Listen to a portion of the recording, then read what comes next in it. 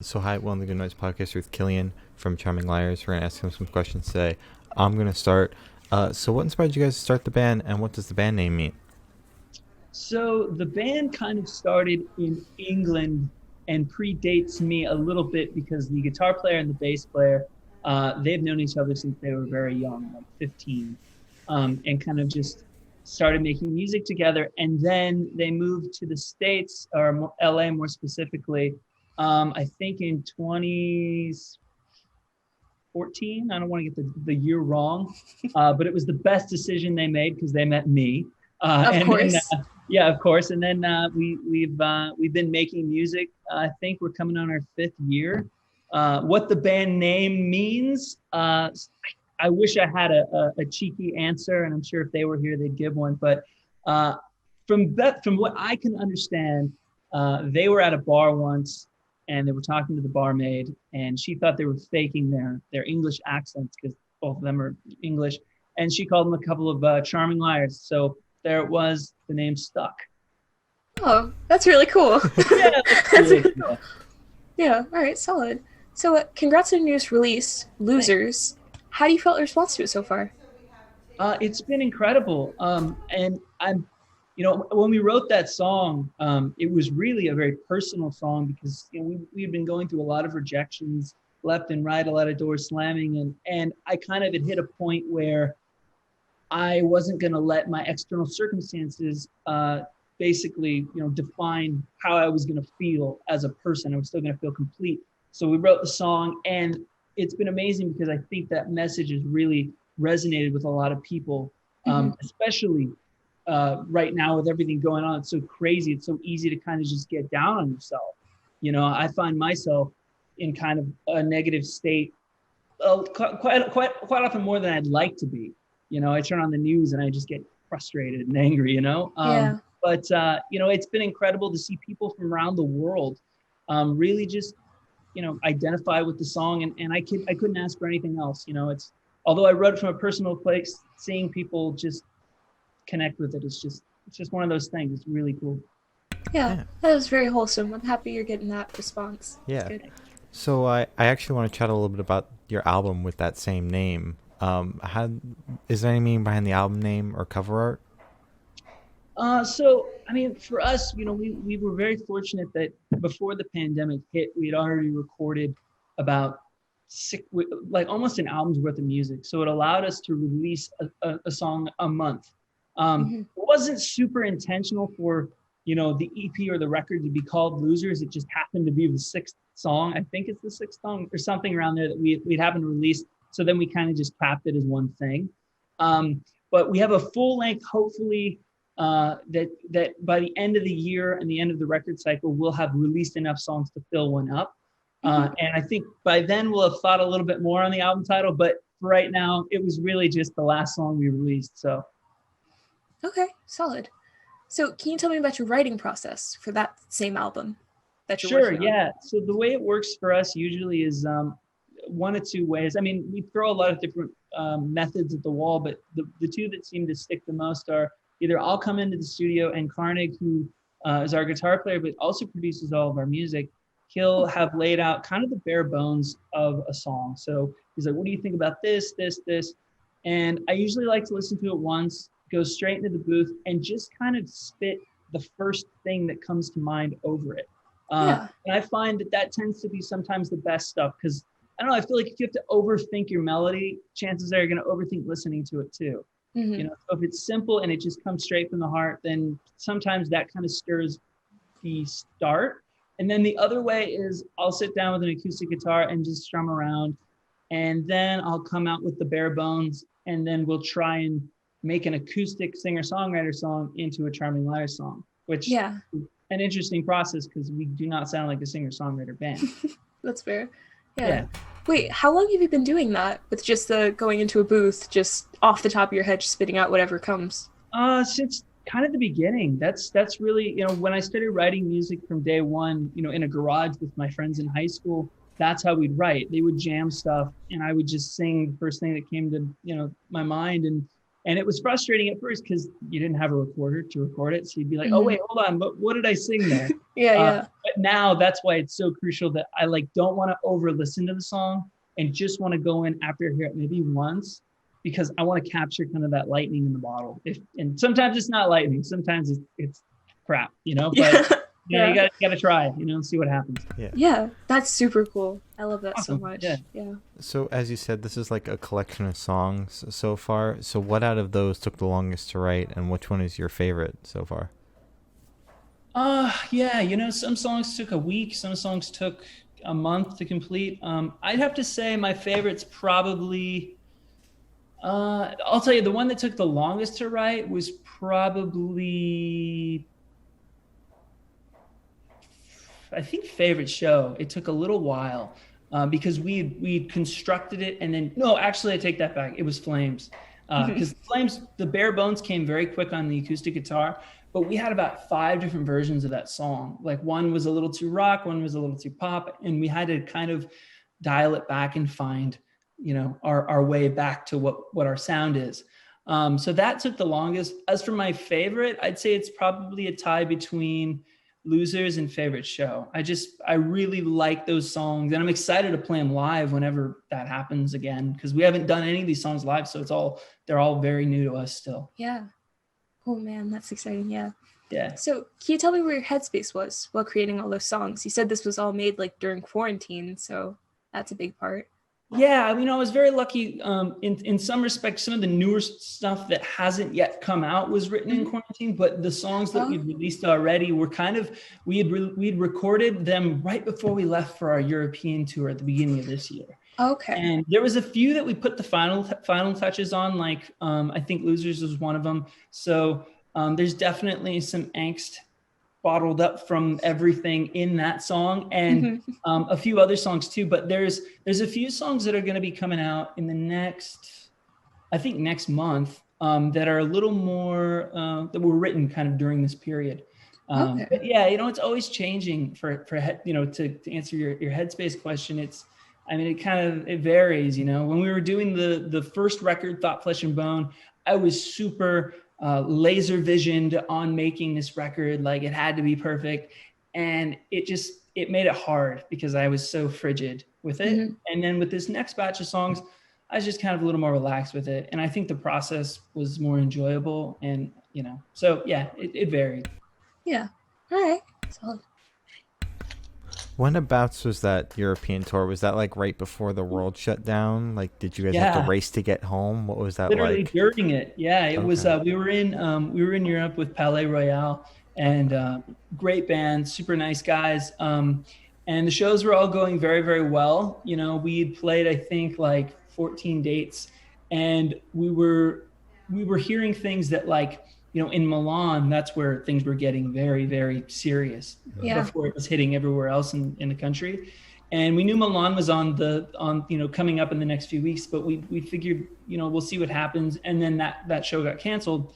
And then after that, it was kind of a domino effect. It was like, okay, Prague's gone, Budapest is gone. And we were literally this is funny because they actually do have KFCs in Europe.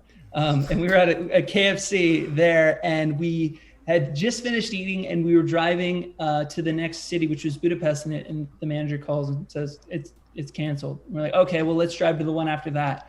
We got a phone call 5 minutes later. That show's canceled. And they were like, you guys should just look to just get home. So we booked it all the way back to France and flew out of there. But guys, it was so crazy. Like, there was guys in hazmat suits and military blockades on the freeways, because all the countries are connected, and it was such a trip. And I flew back on the first day the CDC initiated like the where they check you at the airport and stuff. So it was like a 7-hour affair. It was really crazy. I felt like I was in a kind of a zombie movie, for lack of a better reference, but it really did. I've seen 28 Days Later enough times. It was just a little like unsettling, but yeah, was happy to come home. Well, yeah, at least you're not stuck there, because we've interviewed a couple other bands. To be fair, being stuck in Prague is not the worst thing. The worst thing, yeah. I mean, maybe not in the middle of a pandemic, though. Yeah. So, I mean, we have interviewed a couple other bands that also cut it close like you guys, so I was like hearing those stories where they're like, we were in a different country as the world was shutting down, and Yeah, it was crazy. Our cell phones were all blowing up because people were just like, "Where are you? Why are you not on an airplane?" You Yeah. Like we're know, and I'm like, trying. yeah, it was nuts. Yeah. Yeah. Yeah. Um, Man. so is there a certain feeling you want your listeners to have while listening through your music? Not a feeling, not a particular feeling. I guess just feelings would be good with me. You know, I mean, everybody. You know, I'd like to think our music is ambiguous enough to kind of fill the void for a lot of different people for a lot of different reasons. Mm-hmm. So as long as it does that, I'm happy. You know, because for me, it's I'm gonna write the music if people listen to it or not. You know, but it makes it so much better when it actually means something to someone else besides myself. You know, Yeah. I can't not write it. You know what I mean? Mm-hmm. Yeah. Solid. So while listening to your music, what band or artist influence do you think could pop out the most, if any?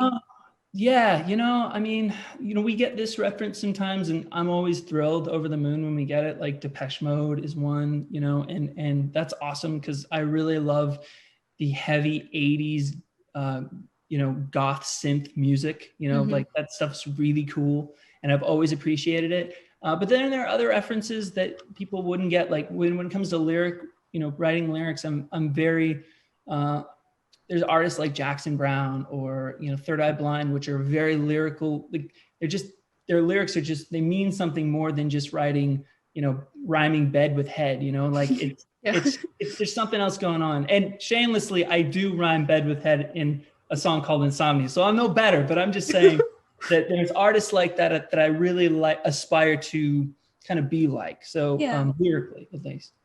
Okay. Solid. Good list. Good list. Cool. So this question should be like super, super quick. Off the top of your head, I want you to describe your new single, Losers, in 3 words. Let's see. So you say do it really quick. I don't know if I can do it really quick. Let's see. Let's see. Okay. Let's see. I guess that's 3. Let's see. No. That's a good question, man. No, I thought of it myself. Yeah, I don't know. I can't give you one. You could just type out ... Dot Yeah. dot dot. Audible. I don't know. Yeah. All I'm not right. sure. Yeah. Okay. That's fair. That's fair. Yeah. So since we've spoken about it already, Corona is happening. So how do you plan on connecting with your fans without shows? Yeah, it was weird because we spent I think the last 3 years we've been on the road at least 8 months out of the year. So we're a very live heavy band. That's how we make our fans. That's how we connect with people. So it has been a hurdle that it's not unique to us. A lot of bands that I'm sure you're interviewing have had to face that. And we've done our fair share of live streams and things like that. And it's not so much about playing the music. It's really just getting the social, or not the social, but just that connection with your fans. Yeah. That I know that they're lacking. Not even in a musical sense, like myself included. It's hard not communicating. Like I look forward to these interviews because I'm like, oh, I get to talk to new people. Yeah. And I know it's tough for some of our fans too because they're maybe they talk to 1 or 2 people. So it's been nice doing the live streams, but also we plan on doing on recording like an actual live version of all of our new songs. So that'll be cool. We'll be able to release those, and I'm sure we'll do a ton of live streams while we're doing that. But it's just staying available, Yeah. And thankfully we have internet and things like this to do it with. So that's really how we've been doing it. Okay. Yeah. Solid. Yeah. Mhm. So how else have you been staying sane during this time? Man, I don't even know if I am singing anymore. That's completely cool. Right? Let's see. Well, I think like most people, I've been trying to find like creative ways to like stay in shape because that's been super hard with gyms closed and things. So like, I'll like go and run outside. We have I'm lucky enough that in my backyard there's like a big hill and a trail with no people there. So like I can go and it sounds so much nicer than it is. It's really like a drainage runoff, but and you can run on it. But it is a hill that has it's really pretty. And there's bunnies and things like that. So I'll go and I'll jog, and that's helped. But then also just reading and writing, really trying to catch up on the quiet time that I had missed out on the last couple months. So just doing things like that. and hanging out with my cat. That's been nice, you know. Yeah. So yeah, just little things like that. What about you guys? What have you been? How have you been coping with all this? Oh Talk to God. Glory a lot. Too much. We talk way too much now. Yeah, just a lot of interviews and stuff. Good. Yeah. Yeah. A just lot of staying cooking busy, for me. right? Yeah. Cooking. That's great. Yeah, my girlfriend's been getting into cooking like a lot, and it's Mhm. I mean, I can't complain because it's really cool, but Obviously, but yeah. it keeps your mind busy, you know, like Mhm. not thinking about everything else going on. You know? So Mhm. yeah, Yeah. that's Solid. good. Mhm. So we know you like just released Loser. That's awesome. But you said you have other singles that you're planning on releasing throughout the rest of this year and into maybe the next year. Yeah. So can you tell us about those? What can we expect? Sure. I mean, well, I could tell you this. You know, there's a few songs that were written, like I said, before everything kicked off, Mhm. and then there's a few songs that were written when everything kicked off. So I Yeah. can't really see too many details, but Okay. I would say that the mood has definitely influenced some of the later music. Okay. Yeah. All right. Excited for Solid. those. Mhm. So where do you see this project in the next 5 years? I mean, for me, like I've done so many incredible things. Like I've been able to tour and meet a lot of incredible people, which is more than I thought I was going to be able to do. So anything past this is just a bonus. Mhm. You know, I think in the next 5 years, I'd like for our songs to get better. I'd like for our you know, our connection with people to even deepen. And I'd like to just offer, you know, when you put in your headphones, I'd like to offer somebody, you know, just, I don't know, like, what's the word I'm looking for? Shelter, you know, like Oh yeah. some kind of place where they can go to just filter everything else out. And if I can do that in the next 5 years successfully, that's all I can ask for. You know, if that's in front of thousands of people, or if I'm playing in front of 10 people in front of a sports bar, that's fine. You know, so whatever happens, happens. But obviously, the thousands would be nice. Yeah. Yeah. Of course. Thousands would be great. Yeah. Yeah. That's really wholesome though. I like that answer. It's Thanks. good. You could have Yeah. said for the certain feeling question, you could have said like shelter. Yeah. Well, you add that. You can go back. Nobody's Oh, gonna okay. know, right? Edit it. Edit it. Yeah, you can edit it back. So if you're watching now, yes, that's Shelter from the Storm. That's a Steel Bob. Oh my Dylan. God. There we go. Right. That's Great. wonderful. Great. So Yeah. I'm gonna get a cease and desist from Bob's oh lawyers. God. Yeah. No. God. Yeah. All right. So on a less wholesome note, for the last couple questions, we're actually gonna shift away from music, if that's okay with you. Oh yeah. All right. So we're gonna go straight to Death Row for a little Boom. bit.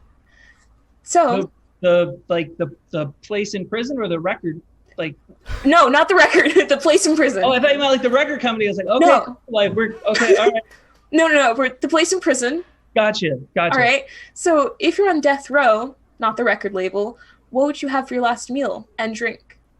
Ooh, that is a very morbid question. It That is. quite a morbid question. Let's think. You know, it's funny you asked that because I actually have a book, and I feel weird even having this book. Mhm. It's a book called Texas Death Row, and it has Yeah. inmates from, you know, death row, and that's been the thing that has actually fascinated me is someone's final meal, because it is interesting.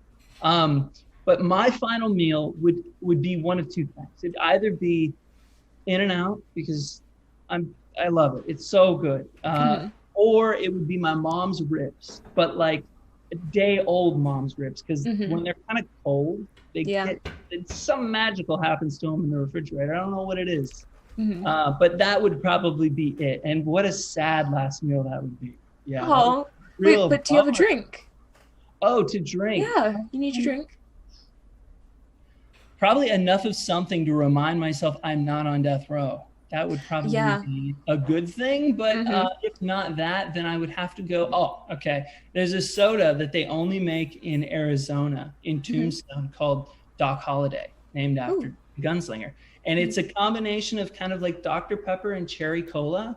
And it's divine. So probably that would be my last beverage. Solid. Yeah.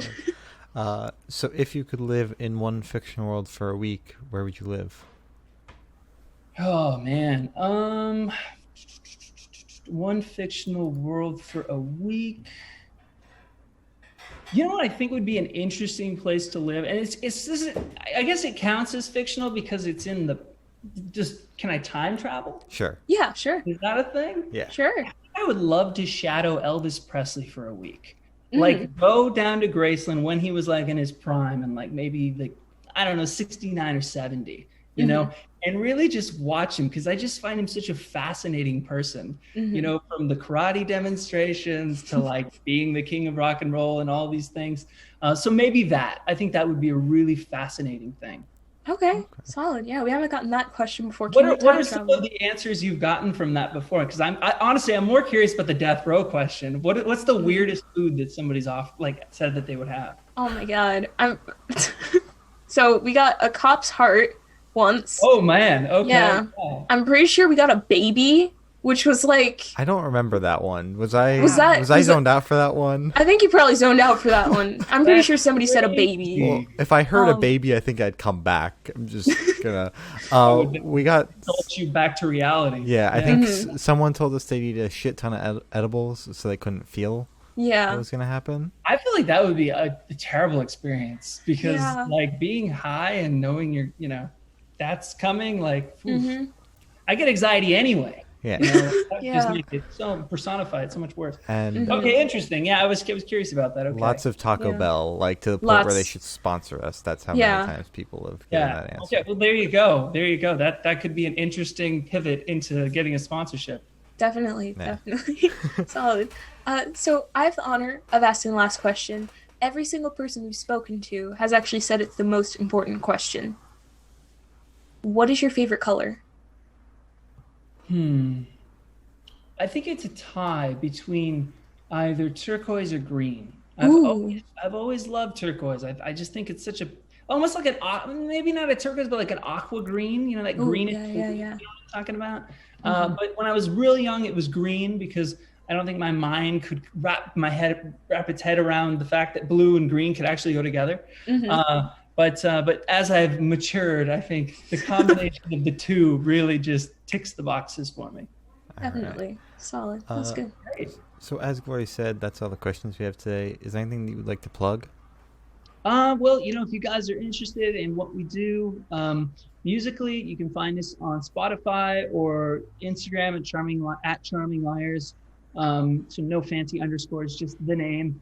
But yeah, I mean, thank you so much for making this an interesting interview too. I mean, I got to tell you, I loved this. You know, sometimes you answer the same questions over and over. These are pretty original. I got to Thank give you. you.